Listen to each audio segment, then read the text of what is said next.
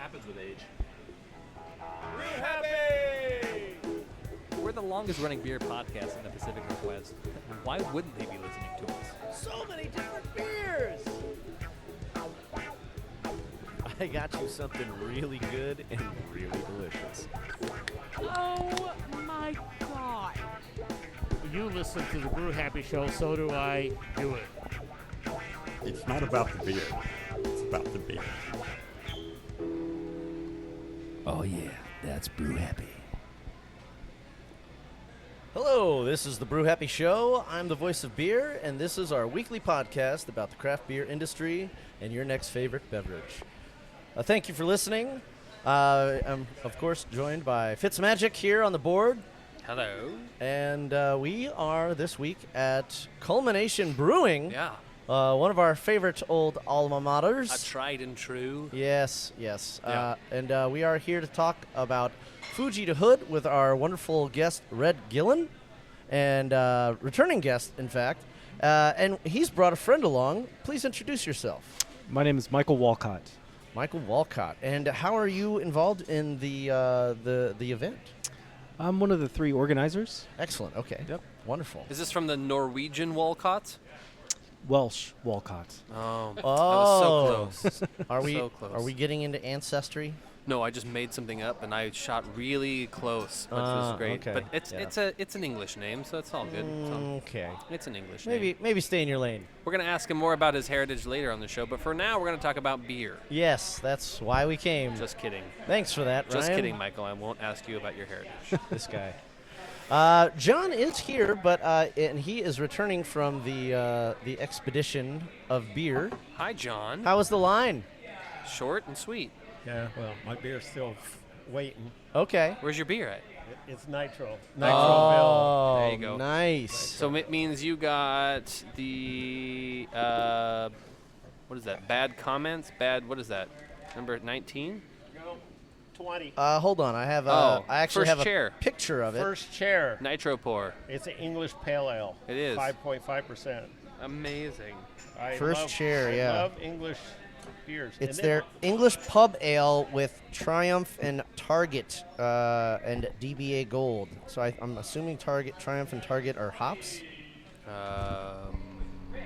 Probably. They're trying to put a lot on the menu over there. There is And a then lot. OBA Gold. It won a gold medal at I OBA. was like, DBA, what the hell is that? Yeah, I wasn't. I didn't zoom Didn't zoom in. enough. Yeah. And That's they, frothy. Yeah, and so we are actually here on a Tuesday night instead of a Monday. We also do Tuesdays right for those of you listeners that don't know that. When we had weird scheduling conflicts, it Yeah, happens. That's okay. We like to get together on Mondays, but we can do Tuesdays too. And Tuesdays, when you're at Culmination, you have the pleasure of Taproom Trivia PDX hosting your evening events. They are here tonight, and they are doing a wonderful round of awesome trivia, and we thank them for that. You know So- what days of the week I like beer the most? What's that? The ones ending in Y. Yes. All of them are very good. They also have a new kitchen running out of the back here. They're running out of food if you're eating it here at Culmination because it's delicious. Oh my God! It's So FOMO. good. It's FOMO Kitchen. They got fried chicken. a lot of chicken stuff. Yeah, a lot of chicken stuff. The special today is cold sesame noodles, soba noodles with house-made fresh marinade. Heck yeah. I actually do a cold sesame noodle plate as well. It's in You the should family. work here. It's in the family recipe book. From Florida? Yeah. What? All those. I was born in New York, and my mom's from Virginia. from all those New Yorkian noodle people you've got. It's a cultural melting pot, Ryan. Okay, that's fair. This guy. You are Irish. All right. And so they got other small plates, Sandos. They got a K barbecue burger I love a good sando. made with bulgogi. That looks pretty. That's some of the best meat, man. That looks like I need to dip into some of that. And they got a chicken sandwich. You know how I feel about chicken sandwiches. I Chicken do. sandwiches are The great. sandwich. They got eggplant sandwiches for the vegetarian folks. And Are you going down the whole menu? They have vegan chicken wings, not the whole menu. They Oh, have mac pretty and close. cheese and corn chowder and stuff like that. Anyways, so definitely come down to Culmination, get yourself a pint, and Kyle the bartender is going to be bringing you your next favorite beverage from Culmination. All right, I think that covers it for hosting the host location and all the events. So let's talk about the beer. Yes, the beer. That would be the most important part of this location is the alcoholic beverage. Oh yes. Well, There are 20 taps and they're delicious. Yeah, and on number one, as always, is the Phaedrus IPA with Citra and Mosaic hops. Always a tried and true favorite. Definitely their flagship beer. I'm seeing some other great IPAs up there. They got some hazies and some West Coasts and some double IPAs. They got a Hefeweizen. They got a rustic saison, and then they got a red rye lager, which you don't see too often. It's a highly undersung style as far as I'm concerned. John, you know what I'm talking about. Yes, I love rye and I love lagers. Yeah. Well, thanks. I appreciate that amount of love for me. They got a German Pilsner on 11, the Cella Fresca Mexican-style corn lager, which is pretty good. But I can't say enough good things about what I'm drinking right now. God, I was waiting for you to get to it. Yeah, it's the lemon lime Kolsch with kaffir lime leaf and lemongrass and lemon lime and lime zest. This is called the Bright.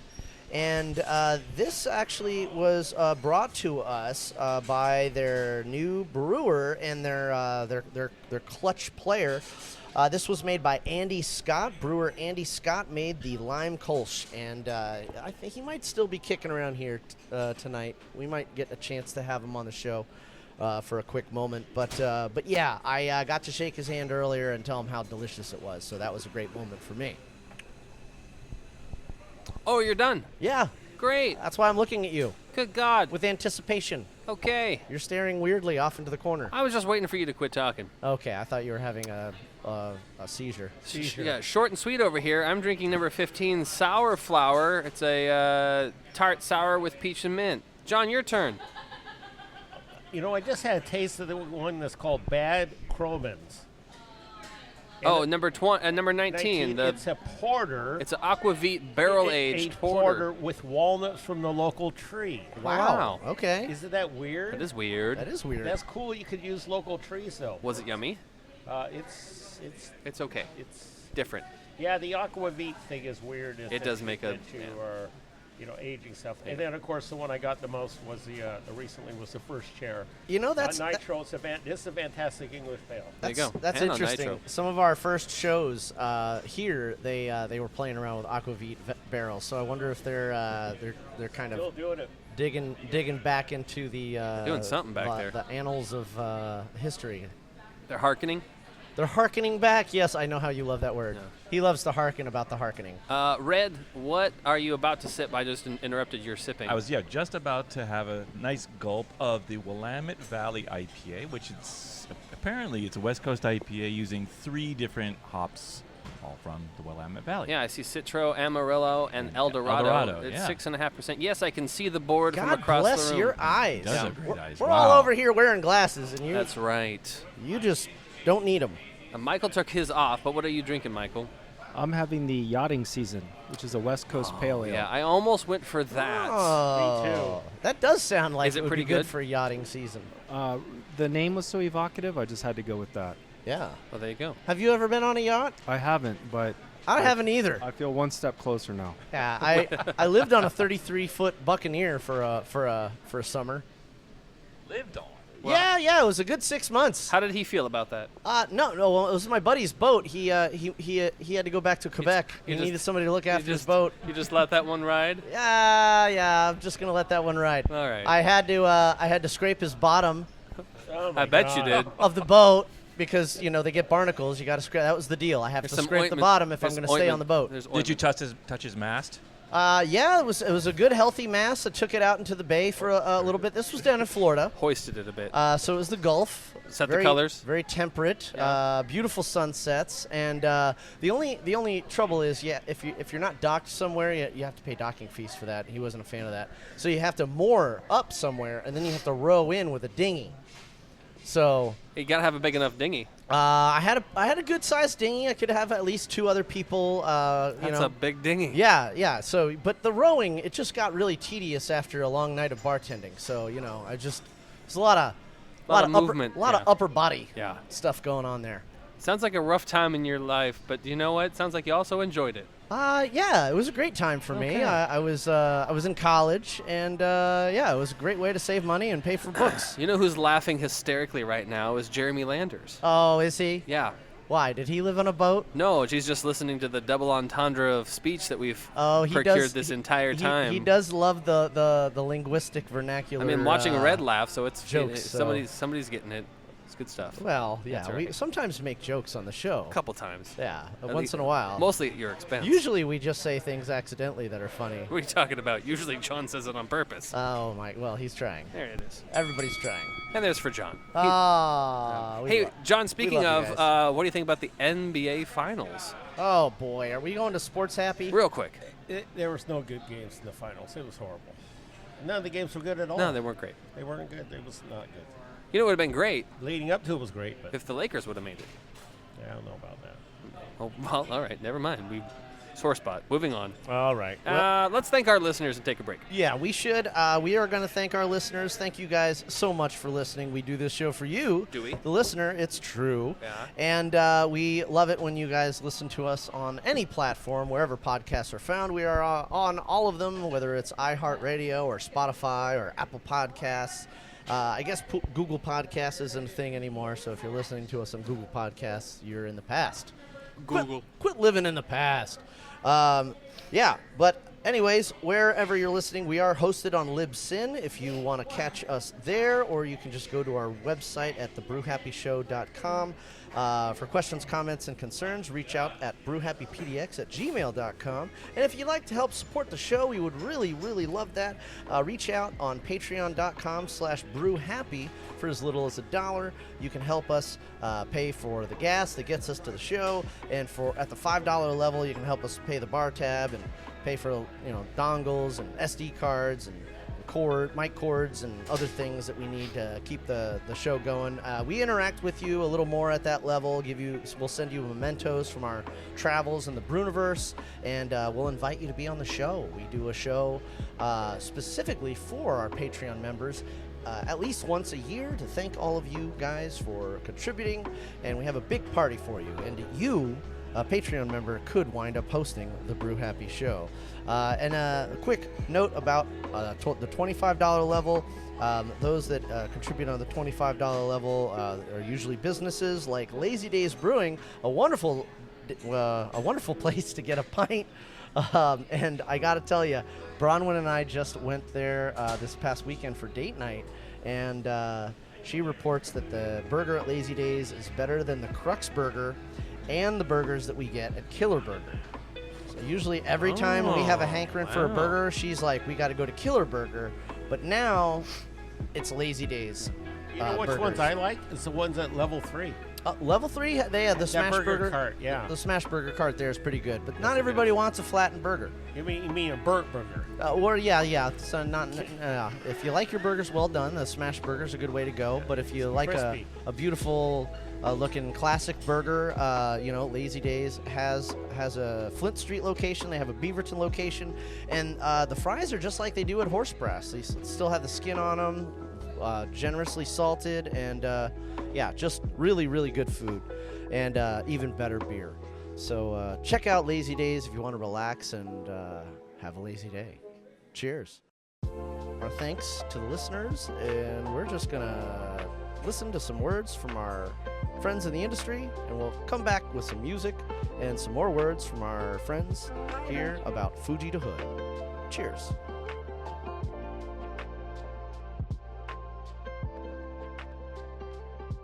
Hey, what's up? This is Ty from Single Hill Brewing, and you are listening to The Brew Happy Show.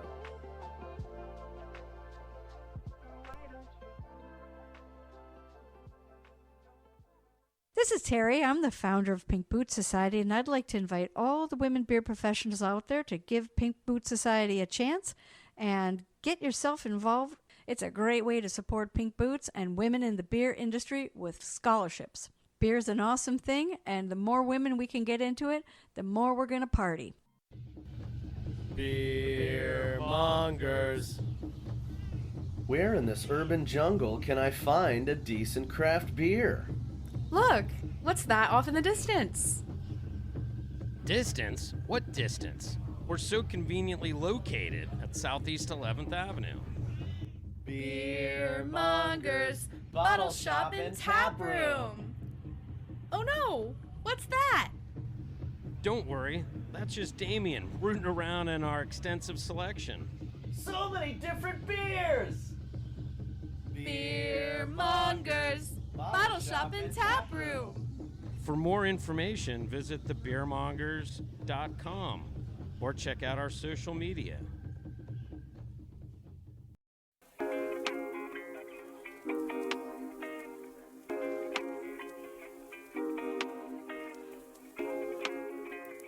Hey, this is Cameron from Level Beer, and you're listening to the Brew Happy Show. John, I need more beer.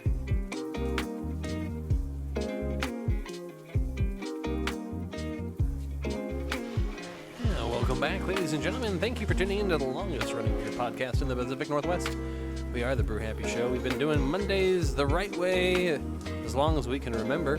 And now we're doing continue. Tuesdays. It's Tuesday. We're also doing it on a Tuesday. Yes. We do every day the right way for you. And just continue to listen and reach out if you have any questions or you want us to drink a beer that you might think we might like. I don't know. Depends. We'll find out. Like this Kolsch. I always love it when you interrupt me. It's great. Yeah. Thanks, man. Getting you back for last week. I don't know what you're talking about. You bombed the whole my whole intro. Well, you took too long. Oh. Actually, John helped. Okay. Oh, you're going to put this on John? I didn't say. I said John helped. Okay. It's like a 60-40 effort. Yeah, all right. That's true. Oh, That's usually what happens. see, that's what happens when you guys get He together. got in the car, and I was like, hey, what's that smell? He goes, I was drinking. I can't trust you guys when you pregame. Yeah. All right. Well, let's talk about one of the most exciting and fastest growing beer invitationals. It's a cross-cultural event It's called pretty darn cool. Fuji to Hood.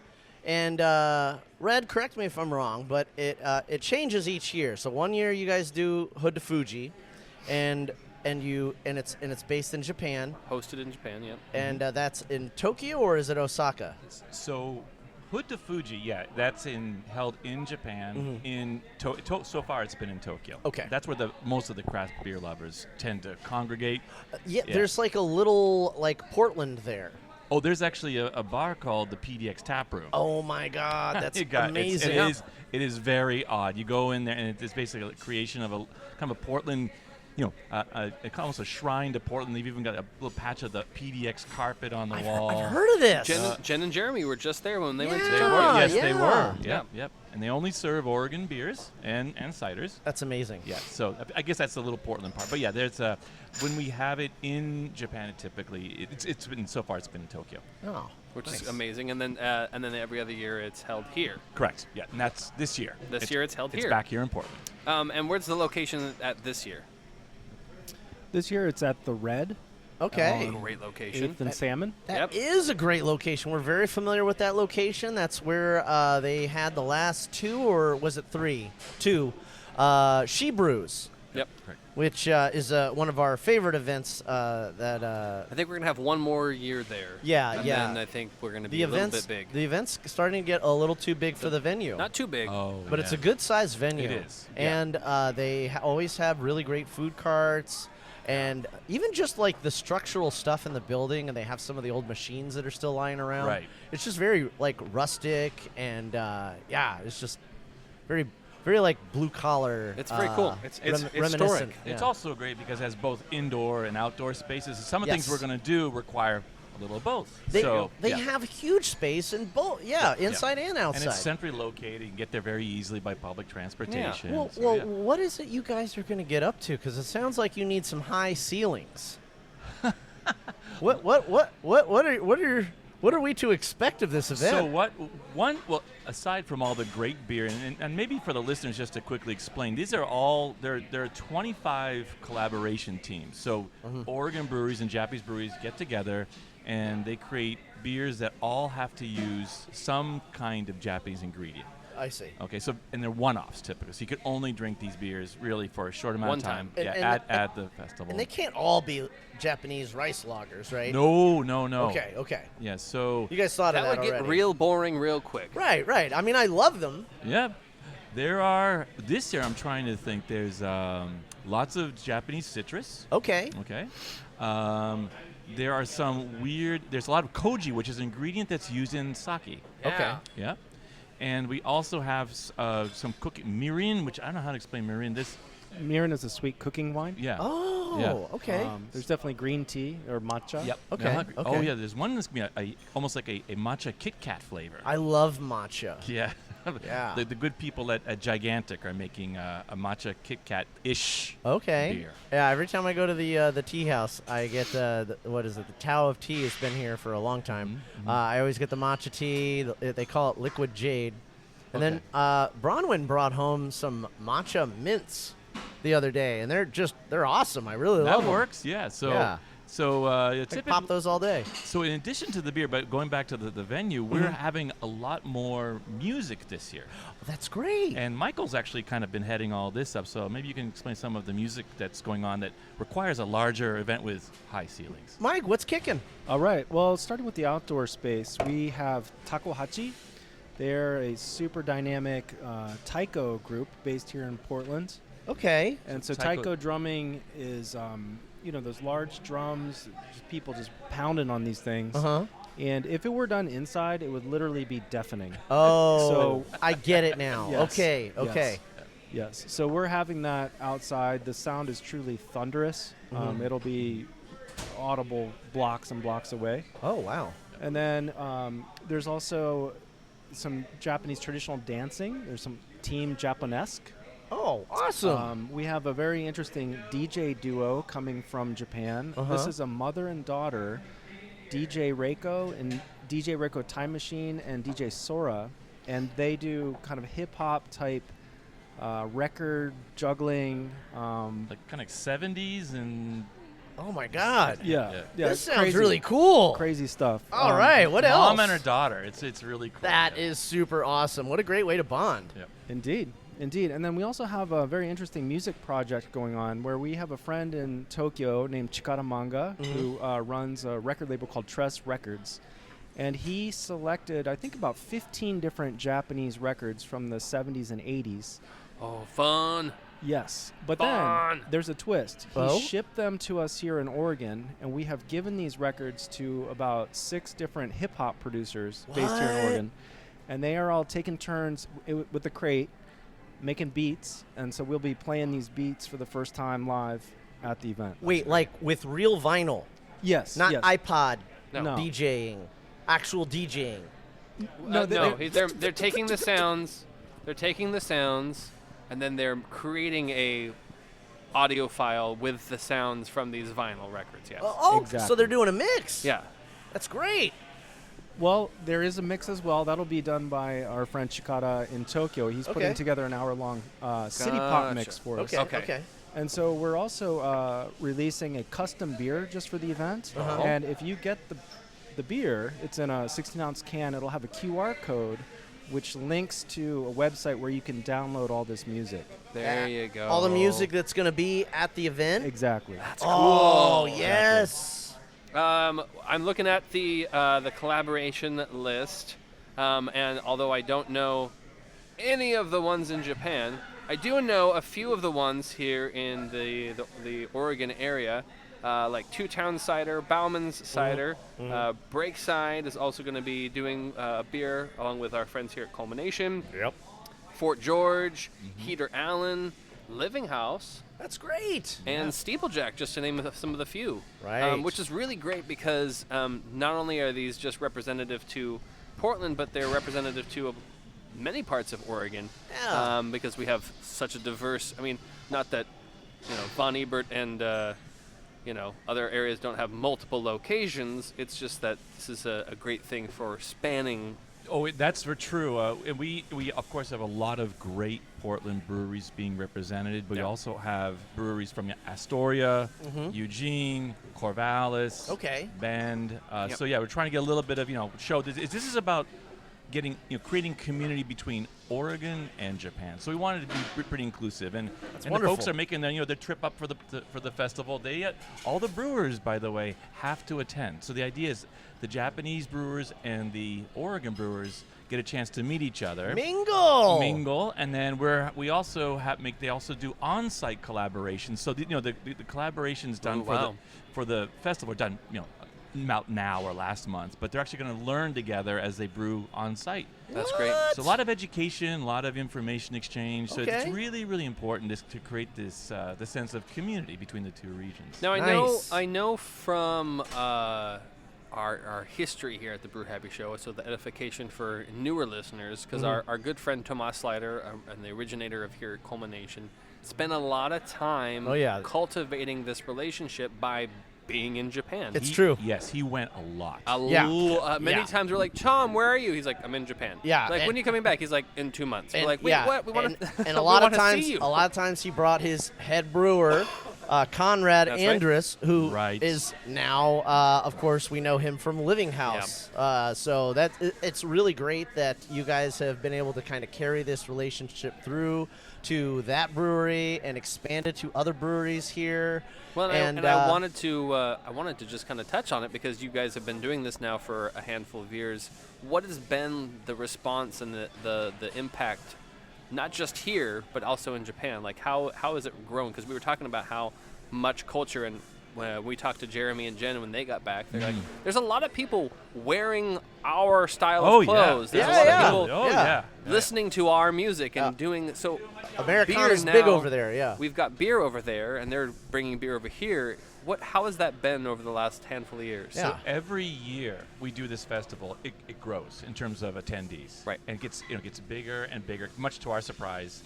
And I think the important thing, as you were just saying, Ryan, is these lasting relationships that come as a result. Yeah. And not just the brewers, but also the fans, the attendees. We have people, so for example, this year there are people coming from Japan as attendees just to drink the beer at the festival. Nice. Right? So all of that is just creates these bonds between, beer helps, right? It does. It absolutely helps. It has always been a lubricant for a conversation. Exactly, yeah. And I will say that it does help kind of keep Portland and Oregon in the minds of Japanese beer lovers. And we do have a really special image here. Right. If they're going to go drink beer from the United States, or they're going to visit the United States for a beercation, right? Portland is a #1 destination for that. Now, Red, how many years have you guys been doing this event? I feel like we got in pretty early with you guys. Maybe the first one. Yeah. 4 years? No, 5. This would be the fifth iteration. The third in Oregon. Okay. But we did take a break due to a pandemic or something. Well, yeah, there was the global plague. Well, I was trying to think. I was like, I was going to say, because we had the years, I'm trying to think about from the first one, and Tom talking to us about it and saying, hey, we've got this really cool event. We're bringing it, just creating it, this thing, and it's called Fuji the Hood. And we're like, well, what the hell is that? And he's like, well, we're going to have all these collaborators. And we're like, when he explained it, was like, oh, that's really kind of cool Alice in Wonderland idea of just this. We're going to go down the rabbit hole of what can we do? What's going on over there? And then they get to see what's going on over here. That's why I was like, it's either been 5 or 6. But now, after the first year happened and we got the response, we're like, oh, this is going to be, we're going to continue to do this. Because it was an insane response. The beers were amazing. And it wasn't like these guys here in Oregon aren't making great beers. They're just not using those ingredients as often or as in those high quantities. And so when you got such great formula for this innovation with going across the seas to get a new style of, God, it killed it. And we're like, oh, well, we're going to keep doing this. So, 5 years, that makes sense, Yep.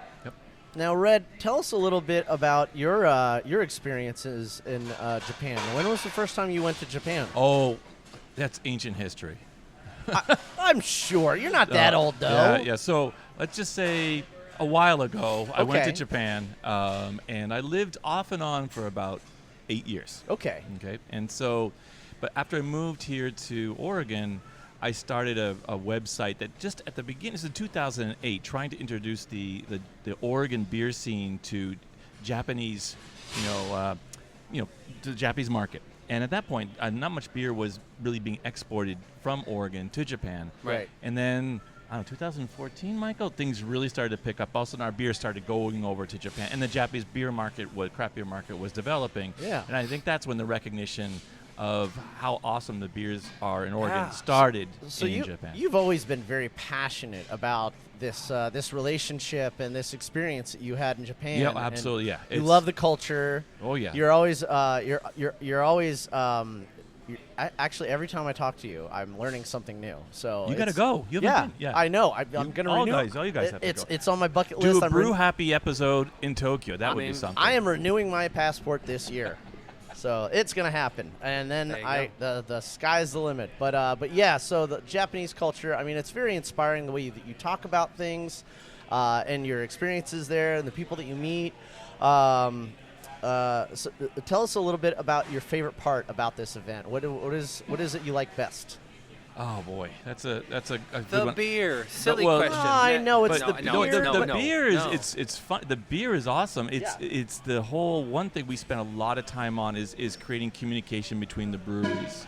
Okay. I think there are a lot of emails. There's Zoom calls. A lot of text messages, right? Like a lot of communication to get to where we go, and then just when the brewers finally meet each other after months and months of electronic communication and they become friends. That's the biggest joy I get out of it. Yeah. And also I think the attendees, we realized back in, I think the first time we did this, that the attendees, there are beer nerds. Mm-hmm. Yeah. Oh yeah. But the majority, I would say, are people who are really into Japan.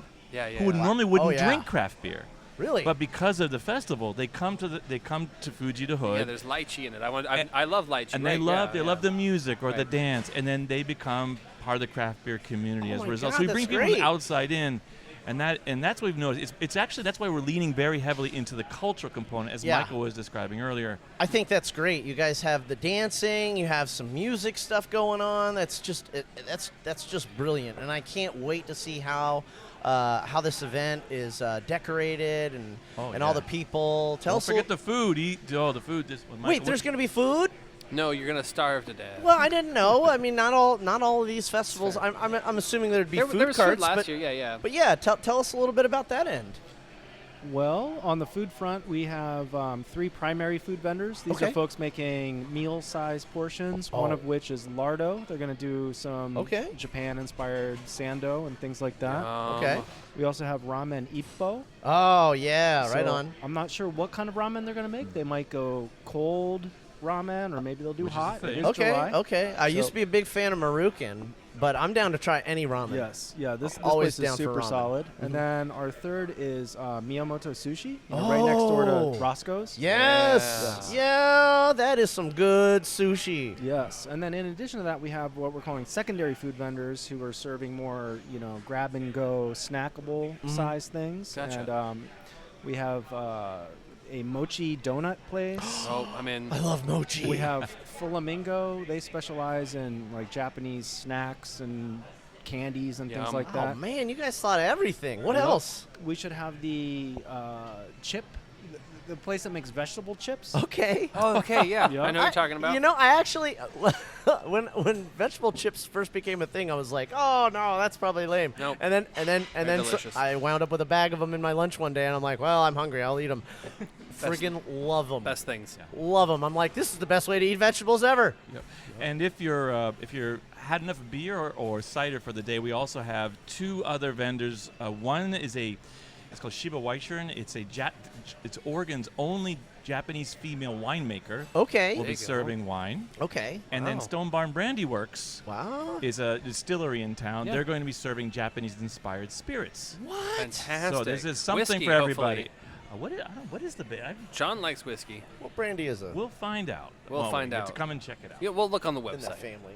Yeah. And not that it would be implied, and I don't remember if you guys did, but was there sake in the last couple of years? So yes, we will have there'll be Sake One, which is Oregon's own homegrown. Yeah. Remember Jack? I remember Jack Leanne. We had Jack Leanne on the podcast years I remember ago. you guys sitting here at the bar, and, Yep. and just I was sitting at home, and you Yep. were all drinking You were sake, and and I was not. Yeah, Jack's wonderful. I just delivered water out there last week. Okay, so Jack and Sake One will also be represented. In fact, they're helping to sponsor the event. Okay. And they awesome. will have a table offering sake samples. Oh, that's So- awesome. I was going to ask about sake. Hopefully Oh. warm. Hopefully warm. Well, on a hot day, I don't know, Ryan, but maybe- Hopefully warm.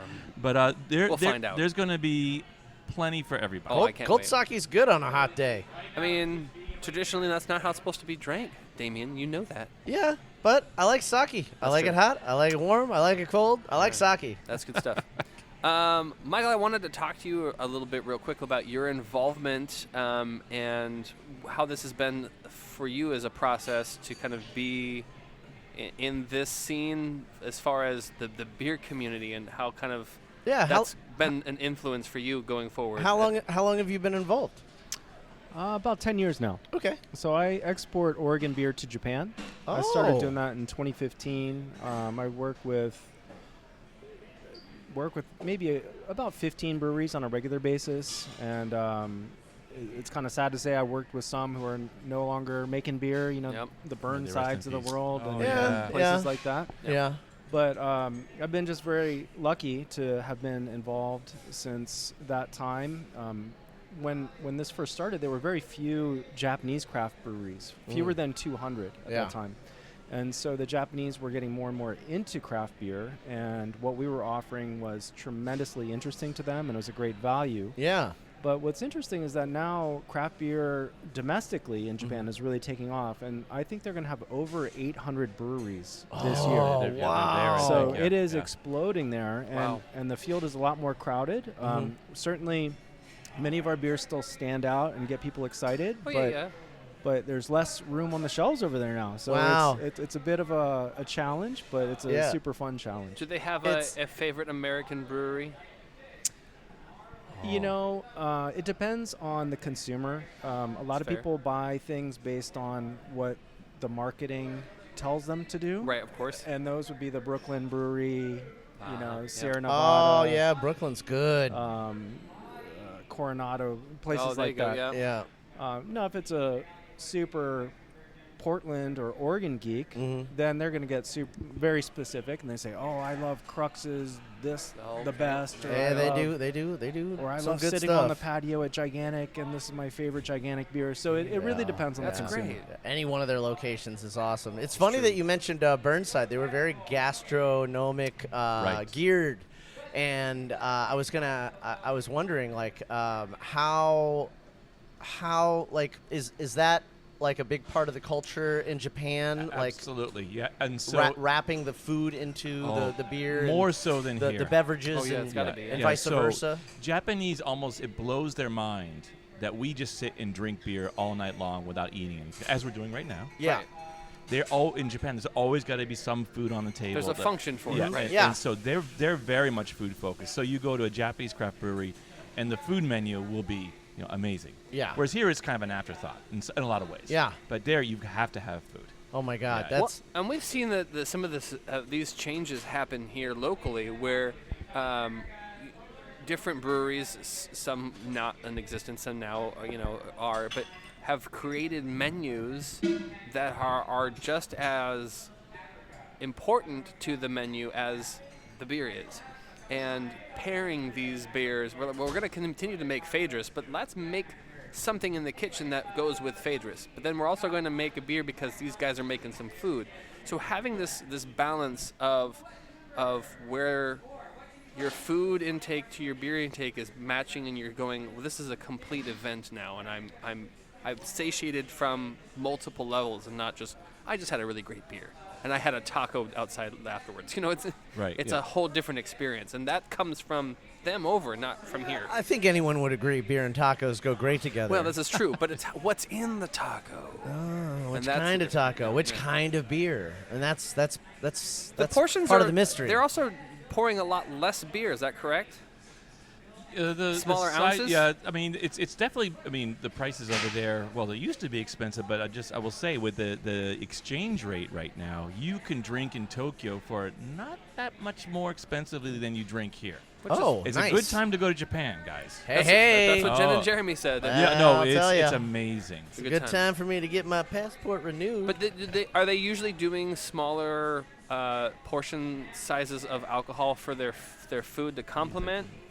It depends on the setting. If it's a craft beer place, yes, generally speaking, it would be smaller than here. Right. But if you're just at a local spot, certain people, I'd say drink a lot more than we do. Okay. I mean, they hit it hard. Some and people do. Some, yeah. Yep. Nothing wrong with that. Are you finding from their process, are they creating a similar, well, okay, we're going to have a varied menu. This is 6.5, here's a 7.5, here's a 5.5, or is it lower ABV? Oh, that's a great question. So what you're seeing in Japan right now, definitely they're still in the IPA, Right, of course. stage, right? So they're, I would say, a few years behind us in terms of their tastes and their preferences. So, like here, IPAs sell the best over there. But I will say, interesting on the other side of things, more at the macro beer level, the NA beer scene is really advanced. Really? Interesting. Oh, yeah. And they're available everywhere. All the big names like Kirin and Asahi and Suntory Sapporo, they all make non-alcoholic beers at 0.0%. They do? Yeah. It's become quite common now. Yeah. We talked about that. That's great. We talked about that, I want to say probably a handful of months ago, that Sapporo had made a non-alcoholic beer, and it was, just wildfire. I've been trying to figure out how to do like a non-alcoholic beer show. And how where would I go for that? I don't want to just lean hard into the Becks or the O'Douls, And what would those we are the drink only since two. there's nothing there? Yeah. Well, I mean, That was a joke. I like Becks and I like Becks and O'Douls just fine. They really pull it off. But I've definitely had other non-alcoholic beers that were like, I don't know if this really passes the mustard, and I'm really interested now in trying what Japan has to offer on that I don't on think that they side. sell them here, though. That's the thing. So once again, Okay. Damien, you got to go. All right. Well, I guess I'm just gonna have to do some field research like John. Maybe. Yeah. All right. Well, that's awesome. That's good to know. I really support the non-alcohol drinking culture. The teetotalers. We gotta have designated drivers. Absolutely. And not everybody needs to be drinking. We've had people on the that used to be part of the show that they retired from that scene, and we support that. And there needs to be some. We just don't let them back on the show anymore because they don't like beer. Well, no, it's not that they don't like beer anymore, but No, I know. It's a joke. There needs to be a segue, a common ground. Is your mic cutting out? Yeah, my cord is man. faulty. Apparently, I need to replace that. Are you saying we're not going to hear from you for most of the show? Oh, there it goes. That's called the mute button. I didn't touch it. That was you. Yeah, I don't know about that. I really didn't touch it. I swear to God. I saw you finger in the mute button. I was just going to pull your down so I didn't have to hear the okay. scratch anymore. Okay. I will say, now, I've had some really great hopped water, hop teas Yeah. recently, and I'm like, I really wouldn't mind it if I didn't know there was nothing else on the menu.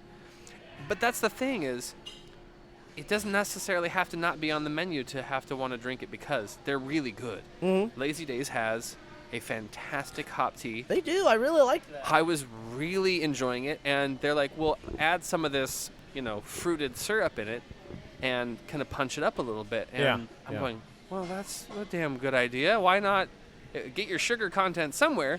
But it was you couldn't tell that it wasn't alcoholic. Right. I mean, right, that was right. I was like, this is so it's out there. The flavor is out there. The ability to have a refreshing drink without alcohol is out there. It's just about how you go about doing it. Yeah.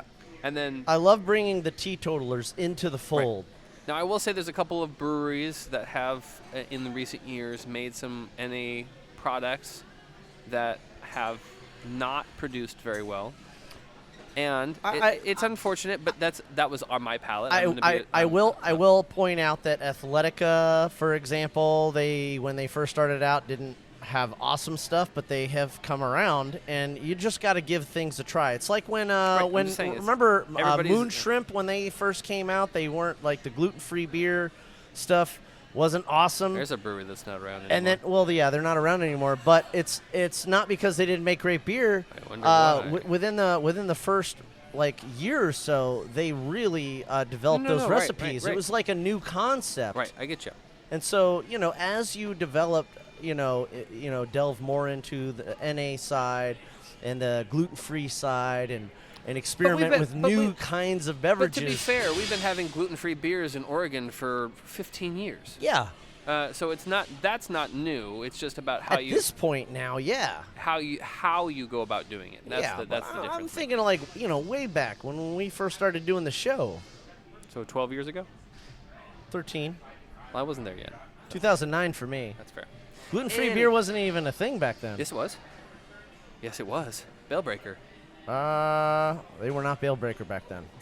Yes, they have. They've been making gluten-free beers since the beginning. In 2009? Groundbreaker, excuse me. Yeah, Groundbreaker. Yeah. Groundbreaker's been there since what? 2007. I have to look. Groundbreaker's been around and doing gluten. They were called something else because I used to work in that building.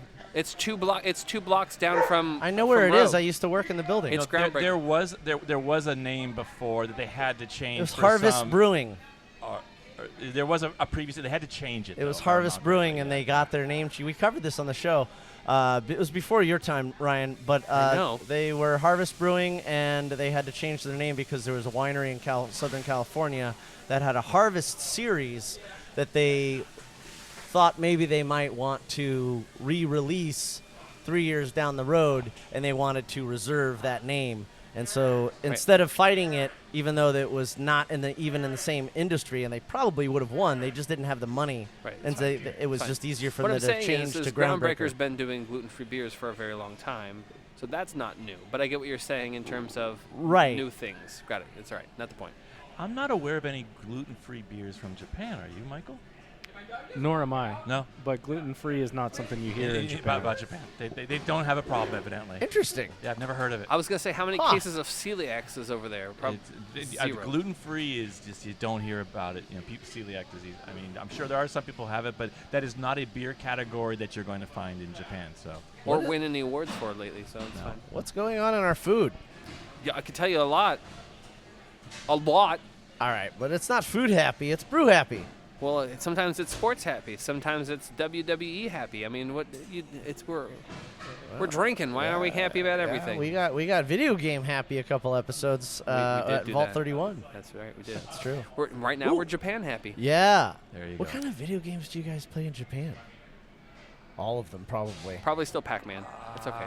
I'm not qualified to answer. I don't No. play video Oh, games. really? Yeah. Oh my God. What are they playing? I have no idea. I have no idea. You know what they're doing? They're playing the same things we're playing because they're It's an released international nationally. market. Yeah, it's an international market. Oh, It's yeah. just in a different language.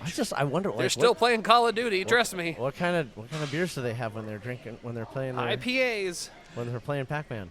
I I still play Pac-Man. That's right. When we do Hood to Fuji in Tokyo, all the Oregon breweries, their brewers go over there, and that's always a lot of fun. Next time, you should ask someone on the show. I will. What games did you play while you were in Tokyo? Yeah.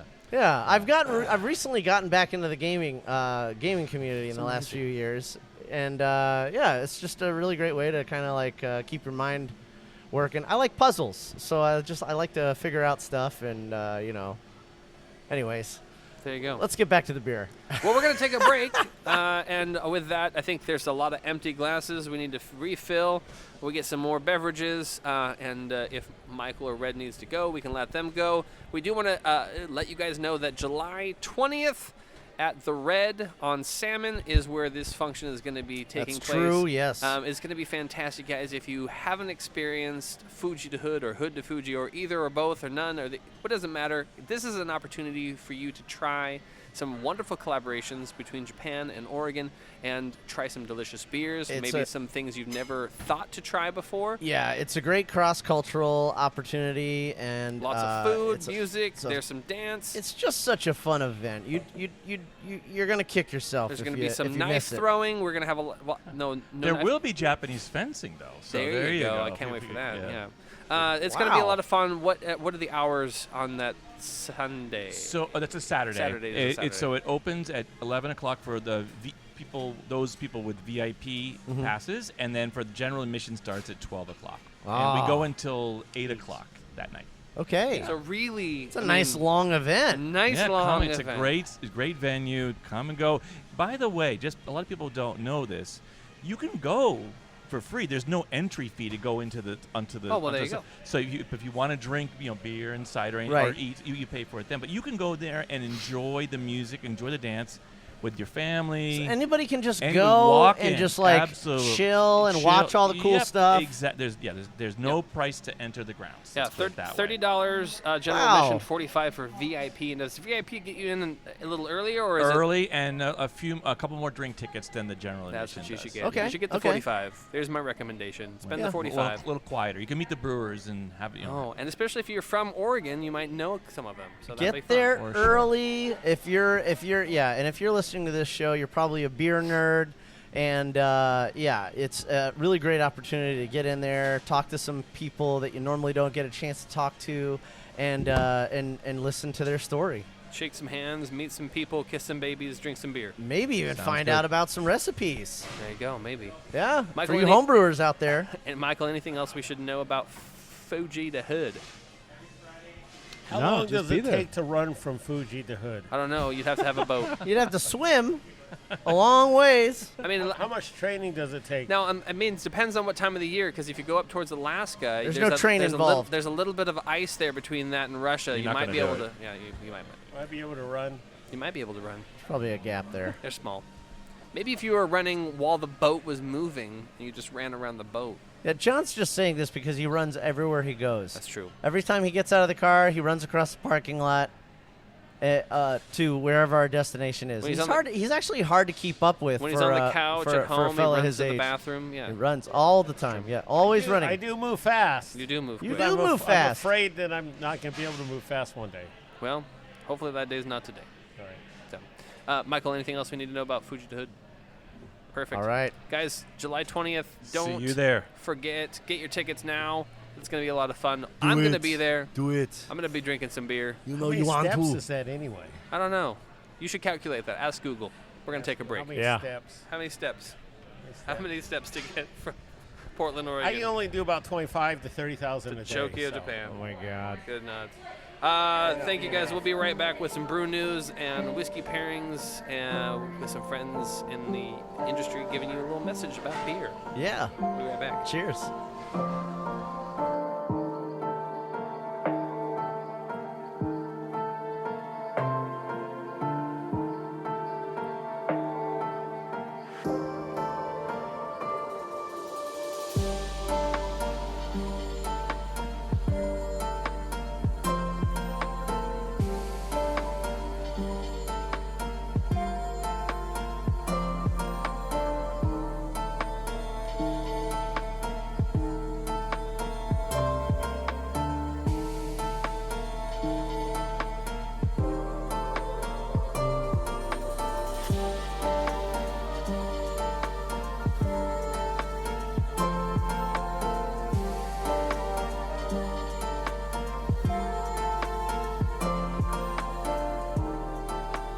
This is Warren Wills of craftbeerscribe.com, and you're listening to The Brew Happy Show.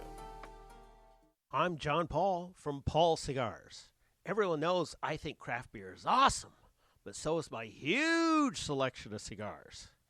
You can get all your favorite tobacco products at any one of my conveniently placed locations in Beaverton, East Vancouver, and my headquarters store on Jansen Beach.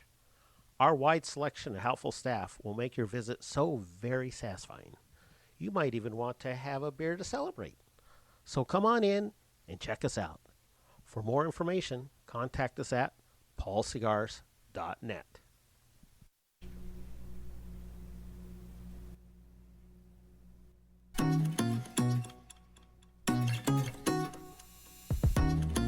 Hi, this is the Green Goddess of Portland, here to bring interior wilding to your space. Offering local consultations, weekly plant care, pest solutions, rare plant curation and sales. This houseplant hobby has cultivated a worthy collection backed by knowledge and experience. And now I want to help you make your business beautiful. Contact Bronwyn, the Green Goddess, at greengoddessbotanic@gmail.com and Green Goddess Botanic on Instagram.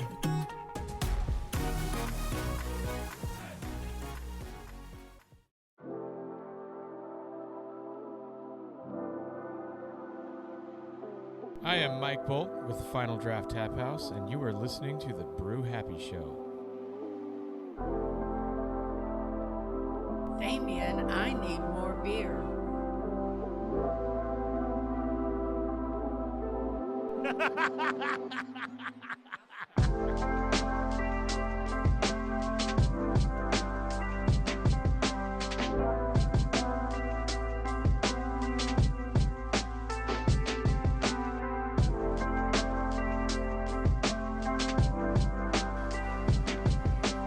Oh, yeah.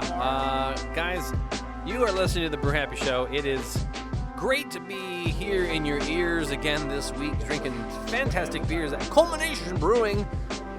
This is a fantastic location, guys. If you haven't been able to come down and patronage this wonderful establishment, it's a beer bar worth saving.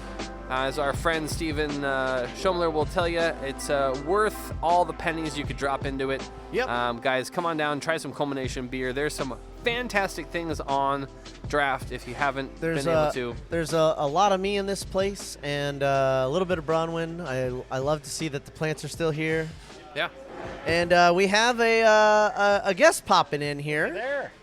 The man. Oh, the last hour or so. Mr. Trivia over here. Yeah. Please introduce yourself, kind sir. My name's Daniel Wood. I am the trivia host here at Culmination Brewing. We do trivia every Tuesday at 6:30. Nice. Trivia is actually going on behind me right now because I've got somebody who is going to be subbing for me on occasion. All right, on. Her name's Karen. She's doing a great job, so I'm happy to be able to sit over here and chat with y'all. Is it every Tuesday or other days too this year? It's every Tuesday, so it's just Tuesday. I'm happy to do some special occasions, things like that. I do host at a different bar that will remain unnamed. Okay. Just once a month on a Wednesday. Okay. Third Wednesday of every month. Seems to be a lot of Steinfeld trivia. I do put, so there are certain things that you will hear come up in my trivia a lot. I used to ask one Simpsons question every week. Oh, and okay. I found that there That's were people appropriate. that didn't necessarily know a lot about The Simpsons. And, Oh, what? In Portland, you Oh my would be God. surprised. I've got people here who have never seen The Simpsons. We got a Jeopardy contestant back there who's never seen an episode of The Simpsons. Well, he might have seen it now, the Simpsons but characters are named after streets here in Portland because Matt Groening grew up here. Yeah. The Simpsons is based out of Springfield, Oregon. Yeah. Well, this is truth. Kind of. This is truth. Kind of. It's 100% truth. we'll go ahead and say that. Why not? Yeah. But everyone's seen the Steinfeld. Well, the three-eyed fish was actually, I think that came from the Willamette because the paper factories used to dump all their crap in there. I mean, They don't do that anymore, but super fun site in the 80s you know for who sure. started the paper factory in Camas? Not until you tell me. Pittock. You were there. No, the Pittock. old Pittock Mansion. All right. Oh, whoa, what, really? Yeah, I didn't know there was a connection there. Yeah, he owned the Oregonian, and he believed in high-quality paper. Okay. So he opened a paper plant there in Camas because he wanted to supply his. Guess what? Back in 1920, oh boy, the way you made money was having a newspaper. That's true. Right? You know, newspaper guys were kings of the castle in 1920. Oh yeah. Oh yeah.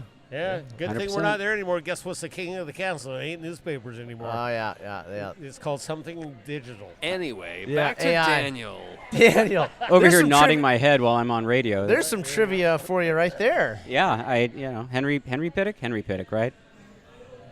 One of the I Pittocks. think it is Pittock, but that's why the Pittock Mansion is up there mansion on the and all hill. that shit, Beautiful because view. He was the Oregonian dude. Spent a lot of time up there in my childhood. My grandparents lived right near the Pittock Mansion, so we'd walk over there and have picnics and. Wow, what a fantastic. connection! Oh yeah. So how long have you been doing Taproom Trivia PDX? So I started this trivia. I started calling it Testing Room Trivia, which was kind of a play on Tasting Room because I first started it at West Coast Grocery Company, the erstwhile West Coast Grocery Company. Charlie's old outfit. That's right. Yeah, I was bartending there and wanted to get some people in on a off night, like a Tuesday night. So pitched the idea. This was back in 2020. What year is it now? This must have been 2022. Okay. Because we just hit 2 years, I think, in February. So yeah, I've been doing it for 2 years now, and I started at West Coast Grocery Company and then came over here. Then I moved over to Labyrinth Forge Brewing, again, the erstwhile Labyrinth Forge Brewing for a little while.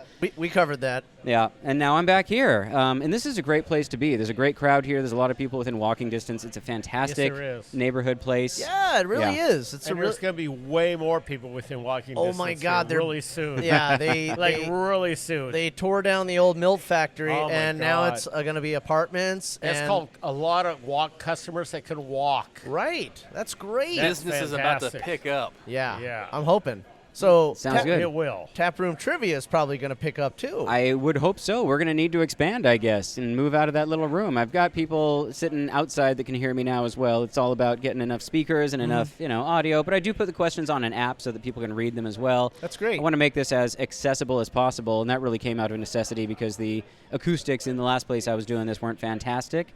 But, yeah, it is something that I really enjoy doing. You got an app? Well, it's not my app. I use an app. Well, still, though, that's innovative. Yeah. Yeah. Use the tools. Yeah, absolutely. So you really like doing this? I do, yeah. I stress about it. I used to be a high school teacher, about 10 years ago. Okay. And so Which high school? I was actually teaching high school down in Stockton, California. Oh, okay. Yeah. I don't know where that is. It's in the Central Valley. No. He's not a big California guy. It's just south of Sacramento. It's about 80 miles inland from the Bay Area. Okay. Nice little town. Yeah. It's an interesting town. But one of the things that I did a lot of while teaching was stress out about my lesson plans on a Sunday evening for the next week. Yeah. I kind of do the same thing with trivia now. I stress about what trivia questions I have or have not written. Because they can't be as I'm ones getting that ready you've for the week. used before, probably. I post them all to my Instagram at Taproom Trivia PDX. So anybody that wants to go in and read former trivias, previous trivias, they can go and check those out. However, when Karen hosts, she's going to start hosting, like I said, next week and every once in a while. Just to take some of the load off of me, I am going to be reusing old questions. Okay. I might dig back a couple of years, though, to make sure that they're less likely to be fresh in somebody's mind. Right. Yeah. What is are you allowed to share with us a trivia question that in the past has been like a real clincher? So here's I don't know if I can remember how the question goes exactly, but the topic in general is there are different kinds of sticks of butter, whether you live on the East Coast or the West Coast. Salted because and unsalted. No, shapes of the sticks. What? Yeah, if you go back east, you've got these long, thin sticks of butter. If you're out here on the West Coast, they're shorter sticks of butter. Shorter and fatter. Shorter and fatter, yeah. And those both have names. So I believe, and this was a very controversial question because I had people that, lived on the East Coast and had never heard of what these butter sticks were called. And of course, we're out on the West Coast. We don't know what our butter sticks are called in the nomenclature of the butter business. Sticks have names? Yeah, what are they called? So the East Coast butter, the long, skinny type, is called Elgin. Okay. Like Elgin, Indiana. Elgin is I think, maybe even fictional city where the Roseanne series took place in. Okay. Out here on the West Coast, we call them Western Stubbies. Western Stubbies. I got news for you. Women like the Western butters better. I'm just saying. Wow. Just saying. For cooking, does it just work better to throw everything in a bowl? For everything. Now Okay. I have a question now because this is going to bring a whole different conversation that Daniel might not know the answer to as he looks at his watch. I don't know. We've got all these people Trivia who make man. their own butter and they're putting it in brick-sized slabs in their wax paper. Is there a name for that? Is that something I just made butter? Or is that just a butter slab? It's just butter slab. That's a darn good question. That's a gold bar butter slab. There you go. I don't know if there's a name for that. Maybe we just coined named it. it. There Yeah, you go. gold bar butter. You heard it here first. There you Gold go. bar Perfect. butter. Well, it sounds like you can come to Culmination Brewing every Tuesday and check out trivia, whether it's Darren Daniel or Karen. I put you guys together just then. Oh, wait, I got another name for that butter slab. I The can't big wait one? to hear it. Yeah, you ready? Yeah, no. Yeah, Go ahead. It's called the 12-inch monster. Okay, thanks. Oh my God. Let's go with the golden. I like the golden bar better. Come to Culmination every Tuesday. You can either see Daniel or Karen. Well, there's no bad words in that. Check out some PDX trivia. What's the Instagram handle, Daniel? At Taproom Trivia PDX. There you go. Thank you. Guys, we'll see you down here at Culmination on a Tuesday and get some beers, get some trivia on. Did we ask when it starts? What time does it start? Starts at 6:30. There you go. 6:30. Yeah, nice early-ish trivia. Perfect. Yeah. Perfect. Good time to have a beer. Just in time to, miss rush hour.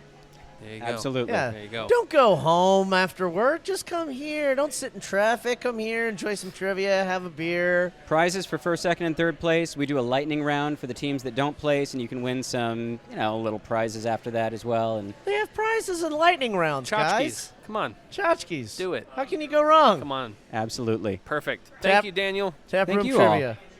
This is going to be fun. We're going to have to come back in on a Tuesday now just to do trivia. Okay. I love it.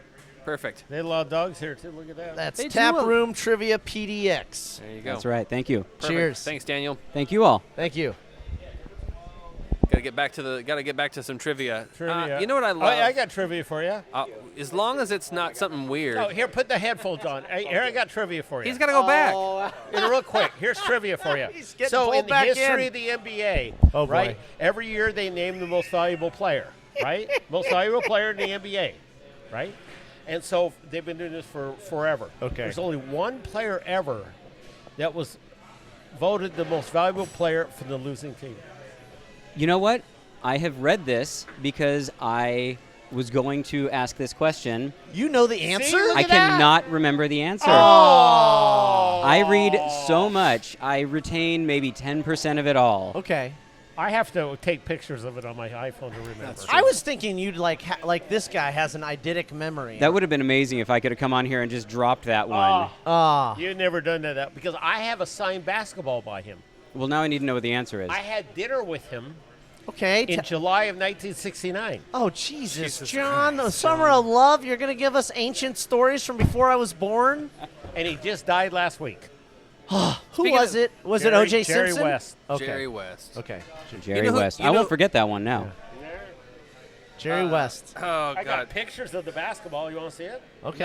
No, we don't. No. Well, no. what? We're Speaking good. of, Come on, I got that. You know why I got the basketball? I was the youngest one at the table for dinner. I was 10 years old at the Oh, time. he was my 10 back there. Speaking back, of, back then in the See, turn of the century. Here's the see, there's the proof. I'm looking at the basketball right now. It definitely says Jerry West on it. Yeah.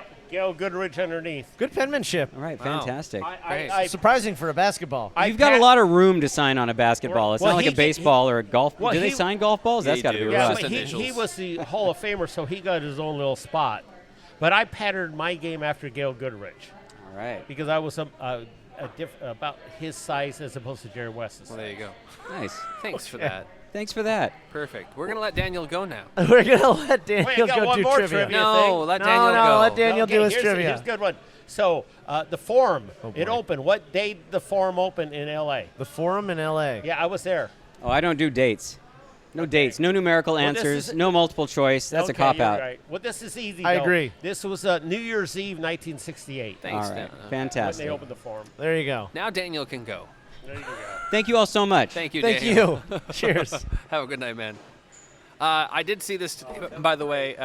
CNN breaking news: baseball legend Willie Mays. Willie Mays. Willie has Mays. died at the age of 93. Well, that guy I know. He's old. You know what's amazing? Hall he of made Famer.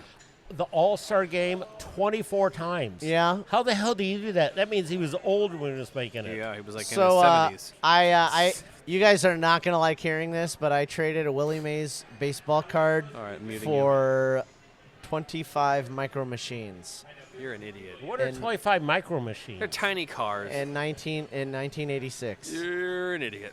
Yeah, well, Well, we will just Damien's guy just keep his image. was up, it 88? So, you know. Yep. It was 88. Hey, well, should we do the news? It Yeah, would well, be yes. Well, the kid I got, I traded it to Stuart. He didn't know what they were worth either. He wound up trading trading that and some other Did baseball you sell cards the for cars or something? I played with them. I was. You played with them like I was you 9 years like old. You played with yourself. Okay, I got it. All right. Well, I didn't have a lot of friends, but To be fair, I could tell. not to mention you're in Florida. Crux Ferment. This, by the way, this is the news brought to you by NewSchoolBeer.com and BrewPublic.com. We give you the news of brews down your avenues.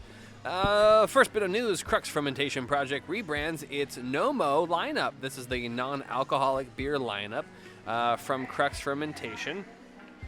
Thank you for that. I could probably get rid of that one too. They are taking some of these beers and renaming them.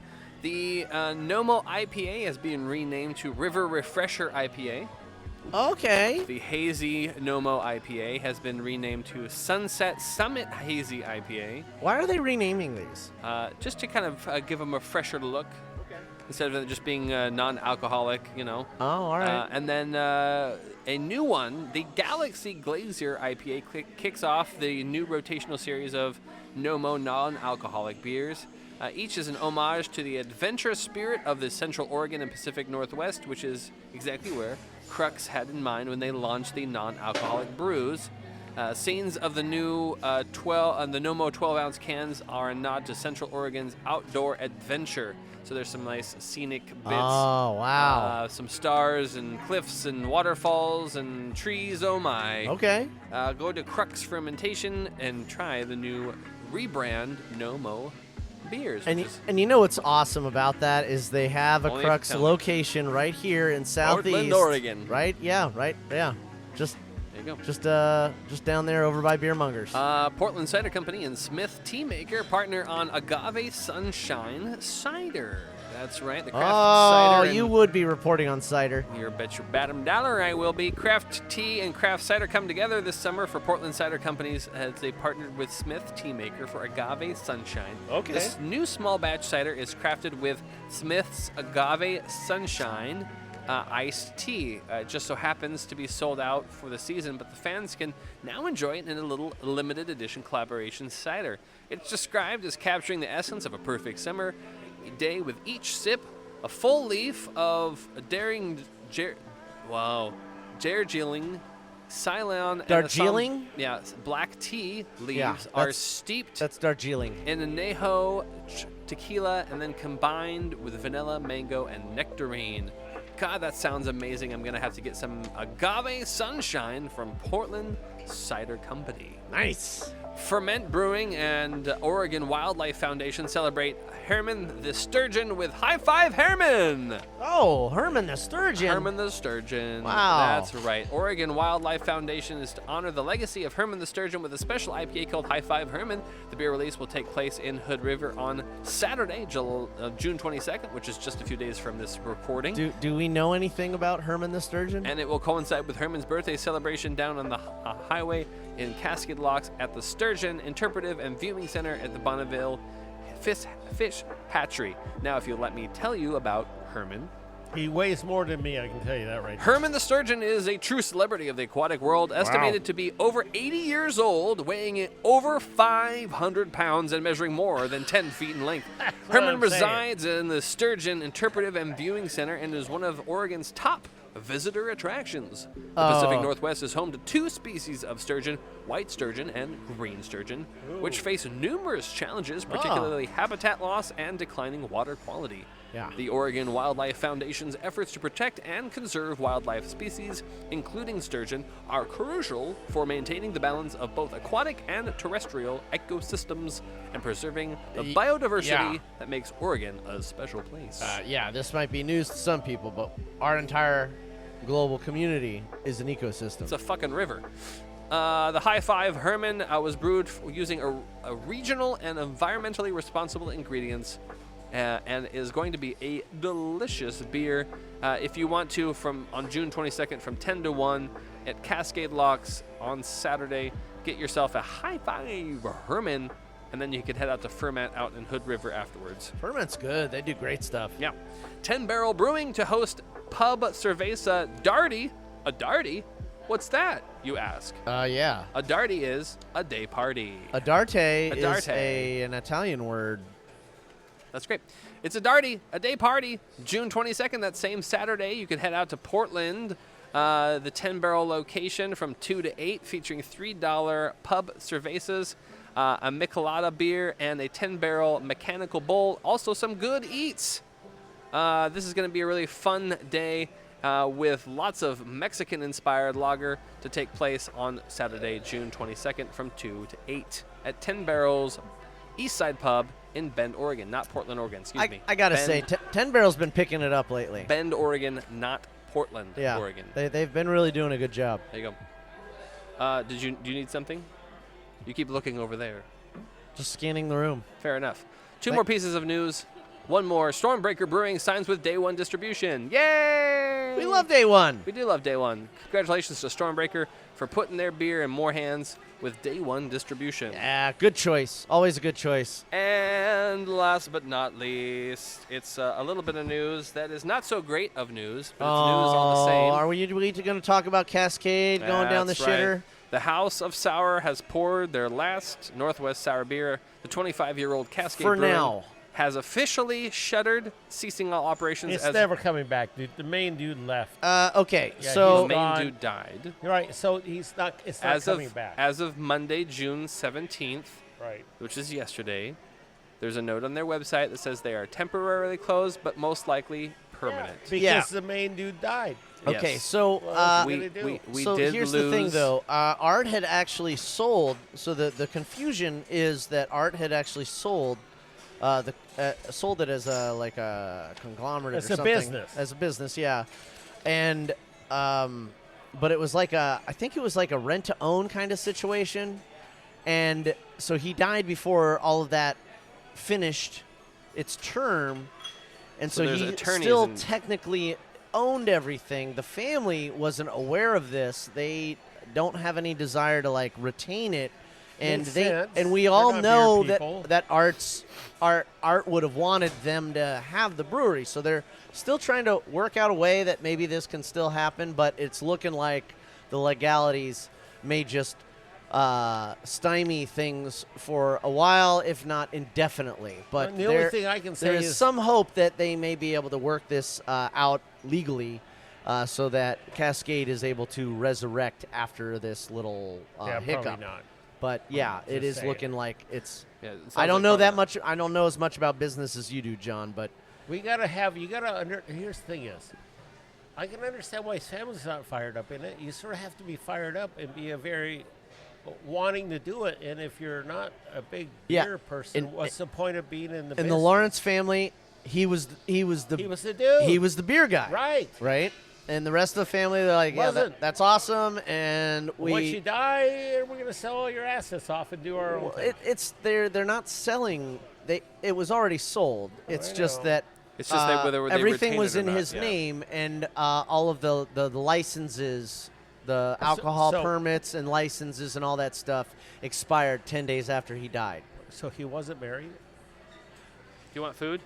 Yeah, we're good. We're Thank good. Thank you, Kyle. He wasn't married.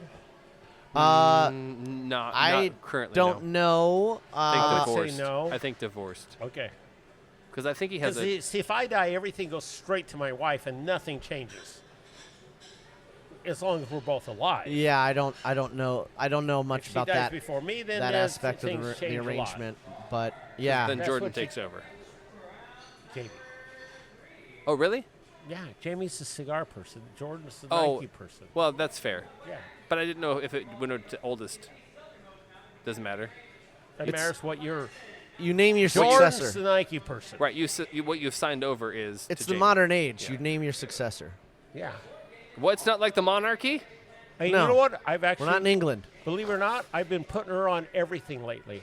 What's probably Every smart. new contract I get, she's on there with her phone number, email, and everything. There you go. And I tell them she's taking over. Mm-hmm. Now, she might not take over for a while, but if something happens to me, Recently, some things have happened to you, so I know. you So she got to can keep step things right in and and keep it rolling. gotta And keep that's what things- you want. Yeah. Exactly. Yeah. Or she can sell it. I don't really give a shit. Well, at that There you point, go. John, you're But not she'll going to have be the here. con- You're yeah, not going to care. She'll have the control to do whatever the hell she wants. You know, that's a funny thing. Although morbidity is Good for her. is on the table, it's funny thing the requests of someone before they die for after they die. Like it fucking matters. You're not going to be here to tell me you didn't like that when you're Or fucking anything. dead. Yeah. I don't get that. I don't want my funeral to be this. Who gives a shit what you want? I want You're my dead. funeral to be a party. Well, you do whatever you want. I'm not here. Celebrate my life. But you know what I mean, though. But I'm not here. You do. Could you you make your imagine own if? plans. Could you imagine if Sean was like, "When I die, don't do this," and we're like, "Yeah, we're gonna do that." Well, you do whatever you want. You can't tell us once you're dead. Right. Yeah. That's the problem. Is Yeah. like we're not gonna be dishonoring you because we decided to do something. I just don't get. I agree. People have to live their own lives. Like I want to be cremated, which is totally fine. But like then at that point, go. I don't care where you throw my ashes. I'm dead. Funny thing is, I still have ashes of my mom and dad.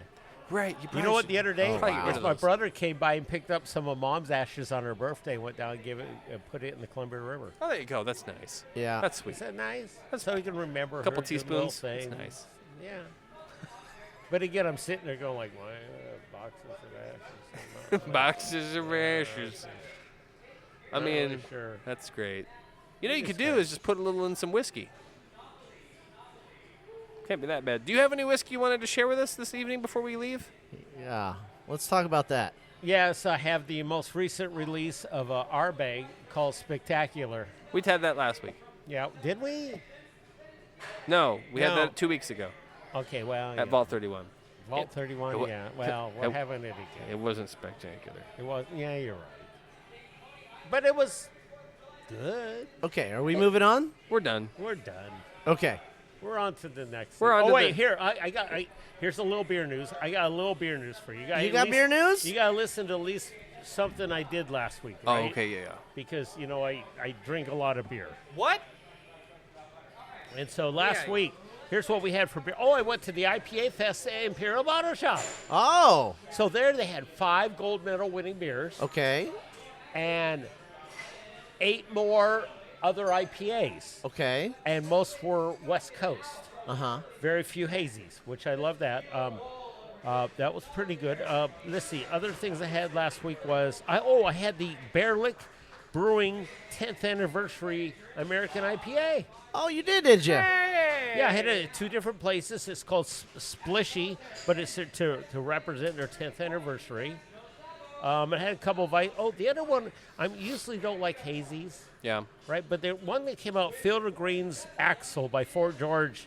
It's an American IPA, but it's a hazy. Oh, okay. It's 7.6%. I have to admit, it was pretty good. You liked wasn't- it? Yeah, I liked it. All I right. generally don't like the hazy things. The other weird thing I had last week was Guinness over here. Okay. You buy Guinness in cans. Yeah. Right, yeah. Because it's made in the States. At Ben's Bottle Shop, they had some bottles of Guinness made in Ireland. Oh, shit. Is it different?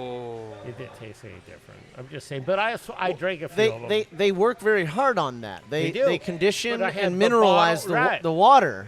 They do a real So good that job. it's the same. I couldn't tell the difference, but at least I was drinking stuff from Ireland as opposed from America. Yeah. So that was pretty good. And then there was also the Van Hinden Brewing had a release party at Ben's Bottle Shop and had a whole bunch of their beers there. It had a Kolsch. Ben Hennian? Van Henian? Yep, out of Bend? Yeah. So they were at Ben's Bottle Shop and they had a Kolsch and IPA Okay. and Pale Ale and stuff. And their IPA was pretty good, so I have to admit. So there we go. Okay. That's my beer week. You've been spending a lot of time at Ben's, huh? Well, you know why? I can walk there. Oh, yeah. See, it really helps. And he can stumble home. If you can walk to the place. That's why this place is picking up, because they're adding Oh, yeah. thousands of people. Yeah, like Culmination is next door. gonna blow up. We're not talking about a block away. No. We're talking literally next door. Literally next door. Yes, I know. Hey, you want to hear some really fun news? One street Yes. over. I want to hear What? fun news. I can confirm now that a Spaceballs sequel is in development. Oh, yes. We've been talking about this off, not on the show, but, yeah, I've been talking about this for a couple of weeks. I'm very excited about this. I wonder if they're going to call it The Search for More Money. How could we talk about something we've just never talked about? Not with you guys. Well, that doesn't mean you fucking talk to us about it. You I'm can't talking just say, about I've we been- as in me and Bronwyn. We've been talking about this it just got released. Yeah. No, there's been hints. I've been following the. Oh, okay. I've Never been following mind. this Sorry, whole thing. Mr. CIA. No. No, it's okay. No, it's please fine. tell me the thing that you No, had. no. That was it. Okay. I already knew that. They've been hinting at this for I a while. already It's knew great. it. It's great. I'm so excited. Whatever.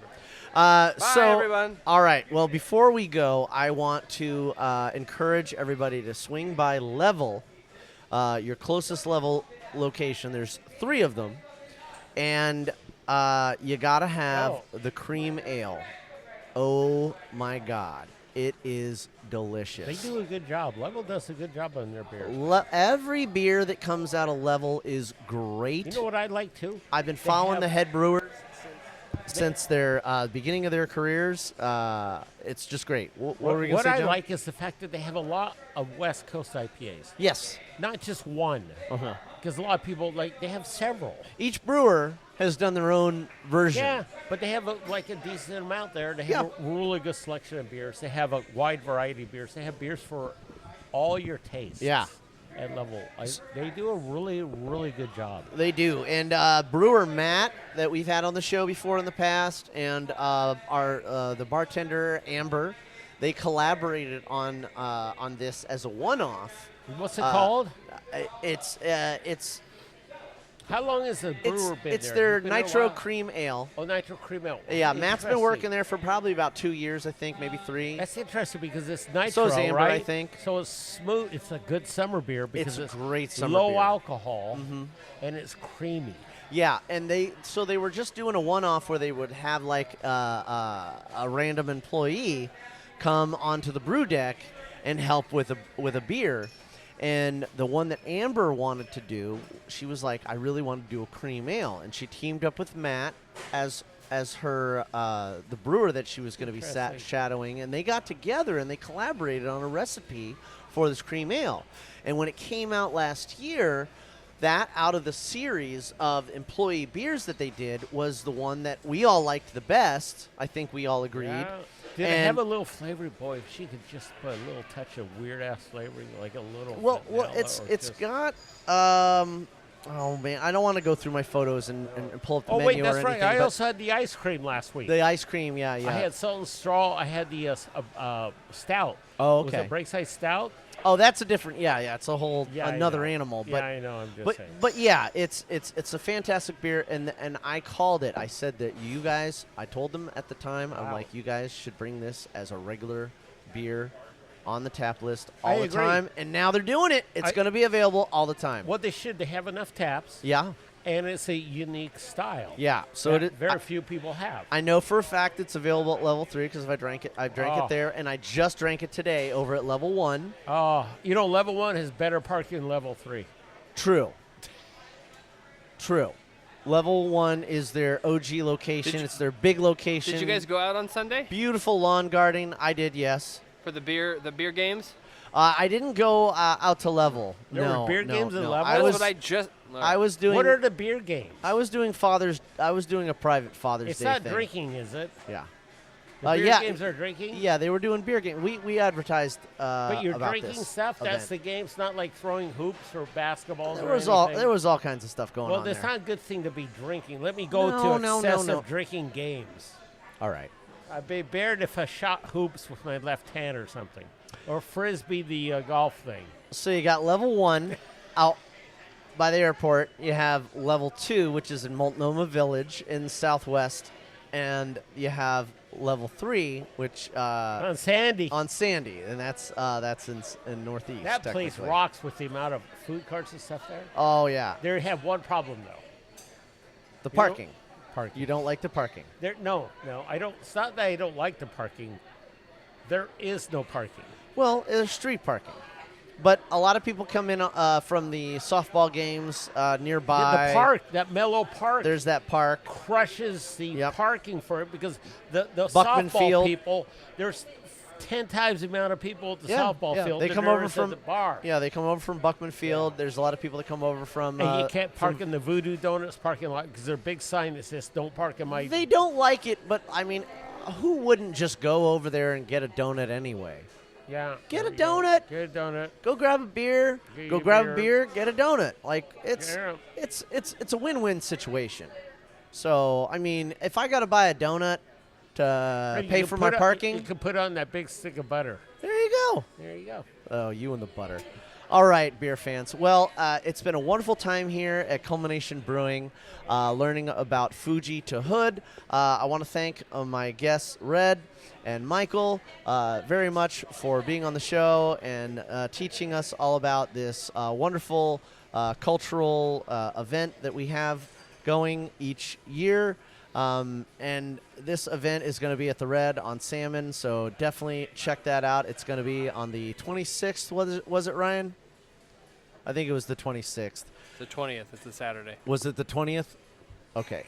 I do have one thing to say. July. I got one thing to say. Yes. So everyone needs to watch the second story on June 16th, 60 Minutes about AI. Every human. It's going to needs blow see our this. mind. Well, you need to see it. Oh, you need that information. I'm Dude, just saying. I move on. I went to college for tech. It's There we it's definitely a serious thing. You gotta we need just to listen to it. We need to be paying attention to. But thank you, listeners, again for tuning into this wonderful show. As always, beer fans, I want to have a beer with you right here at Culmination Brewing. Keep brewing, but brew happy. Cheers. Fuji to Hood!